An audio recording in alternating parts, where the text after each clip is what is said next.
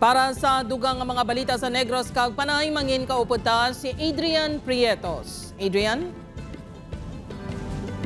Maraming salamat, Jert, mga kapuso. Pila naman ka mga estudyante sa Bacolod City, ginpapauli na lang sa buong adlaw bangod sa baha. Sa Negros Occidental, baha nagtugas ng uol sa mga residente kag motorista. Yaring balita nga itong gintutukan.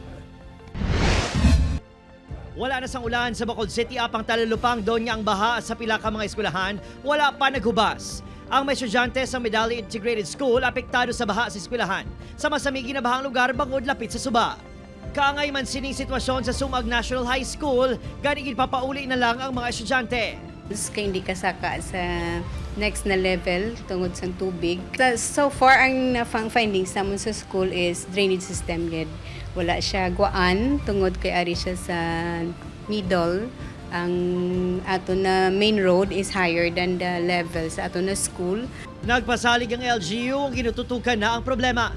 Tuloy functional ang drainage sa ugaling since lapit kami sa suba. Actually likod namon suba ginada. So kung magsaka gid ang suba, masaka kami agasulod gid tubig sa amon. Sa pinakabahin sa Negros Occidental nangin pagpanghangkat ang paglabay sa mga salakyan kag mga residente sa mga karsada nga may madalom nga tubig baha.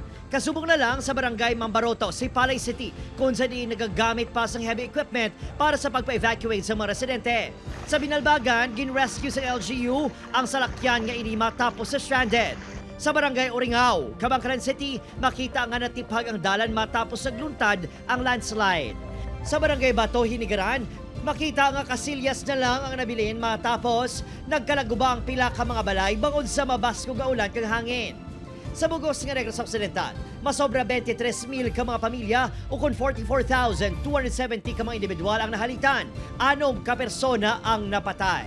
Yes naman sir, naka-blue alert gyapon ang aton nga EOC sir.